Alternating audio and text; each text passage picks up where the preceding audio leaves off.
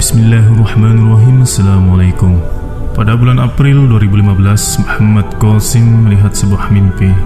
Dalam mimpi ini, Nabi Muhammad SAW berbicara padaku lewat sebuah perangkat yang mirip dengan telepon. Dari suaranya, nampaknya dia sudah sangat penat dan lelah. Dia berkata, "Qasim, aku telah memanggil banyak orang, tapi tidak ada yang mendengarkanku. Sekarang, aku sangat lelah dan aku tidak memiliki kekuatan lagi." Aku berkata, "Katakan apa yang harus aku lakukan. Aku di sini untuk Anda."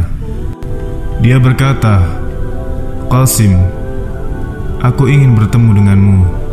Ada suatu pekerjaan yang sangat penting. Dapatkah kamu datang ke tempatku?" Aku bilang, "Aku harus membuat paspor dan mendapatkan visa terlebih dahulu." Dia berkata, "Oke, tapi tolong lakukan ini dengan cepat." Aku pergi ke suatu agen perjalanan dan mereka berkata bahwa itu akan memakan waktu 3-4 bulan. Aku memanggil kembali Nabi Muhammad SAW dan berkata padanya tentang waktunya. Dia menjadi sedih dan berkata, "Kamu tetaplah di sana, aku yang akan datang kepadamu." Aku bersikeras, "Jika Anda dapat menunggu, aku akan datang sendiri. Anda sudah sangat tua dan lelah, dan Anda seharusnya tidak pergi sejauh itu." Dia berkata, "Tidak anakku, pekerjaan ini sangat penting dan tidak boleh ditunda."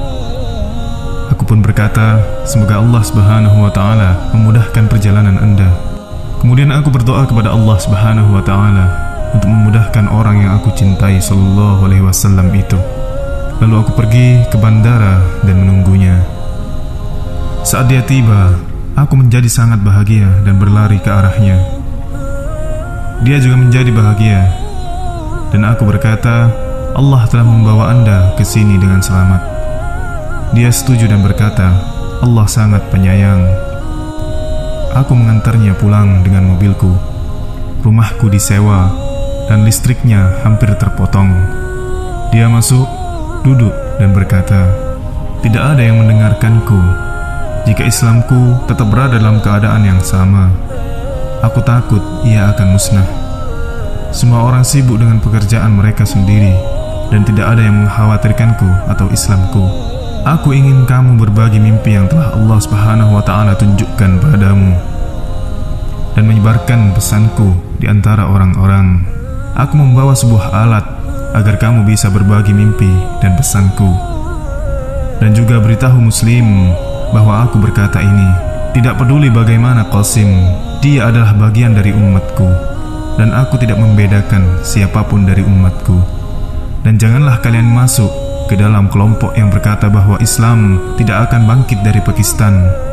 Di dekat hari kiamat, Islam pasti akan bangkit dari suatu tempat terlebih dahulu, tidak peduli di mana. Yang penting adalah umat Islam akan bersatu lagi. Mereka akan mendapatkan kembali status mereka yang hilang, dan Islam akan dipandang di dunia dengan hormat. Bukankah itulah yang seharusnya lebih kita pedulikan?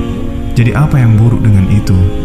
Aku menjawab bahwa tidak peduli seberapa keras atau berbahaya pekerjaan ini, aku akan melakukannya dengan rahmat Allah.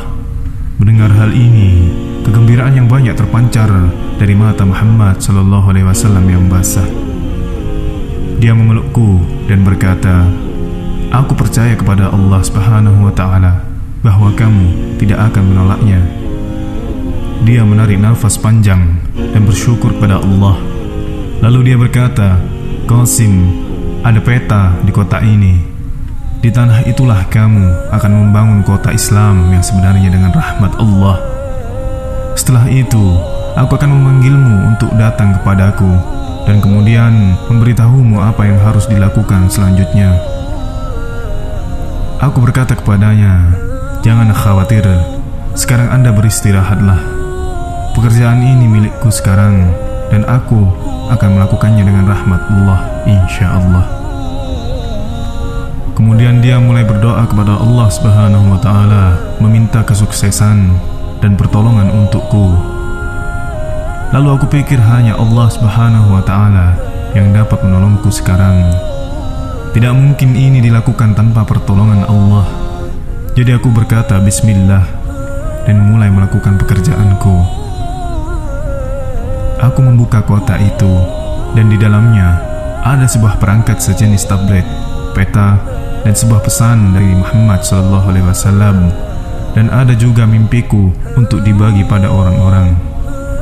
Aku pergi menemui orang-orang besar muslim dengan pesan ini, dan mereka menertawakanku.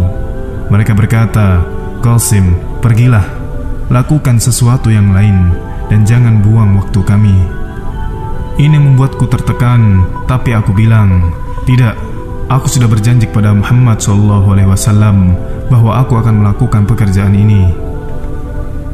Lalu aku buka peta untuk melihat Khurasan dan gambar tanah di sebelah timur Khurasan yang mirip dengan Pakistan.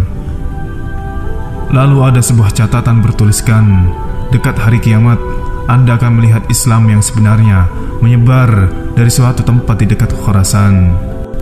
Maka bergabunglah dengannya, meski Anda harus merangkak dengan kaki telanjang di atas gunung untuk sampai ke sana." Lalu aku mendapat pesan dari seseorang yang berbicara padaku secara rinci, tapi dia tidak bisa memahamiku dengan jelas. Aku katakan kepadanya untuk datang ke rumahku. Aku akan menunjukkan sebuah peta.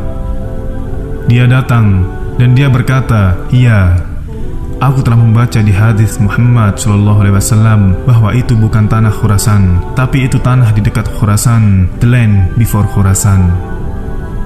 Dan jika itu benar, maka pasukan bendera hitam adalah pasukan tentara Pakistan." Lalu aku berkata, "Iya, tentara Pakistan adalah tentara terbaik di dunia karena mereka membunuh teroris satu persatu." Kemudian dia berkata, "Kita harus sampaikan pesan ini kepada tentara Pakistan. Kita harus menyelamatkan benteng terakhir Islam." Aku setuju. Kita harus melakukannya dengan cepat. Muhammad SAW juga berkata, "Orang yang membaca pesanku harus memberitahu pesan itu pada yang lain." Kemudian orang lain bergabung dengan kami, dan kami mulai bekerja berkelompok. Dan orang lain menyebarkan mimpi dan pesannya dengan sangat cepat. Dan kemudian mereka menyebarkannya ke seluruh dunia dengan rahmat Allah. Dan kemudian orang-orang besar berkata, "Kita seharusnya percaya padanya sebelumnya." Aku berkata kepada mereka bahwa jika Allah Subhanahu wa Ta'ala tidak pernah bermurah hati dan tidak membantu kita, kita tidak akan bisa menyelesaikannya.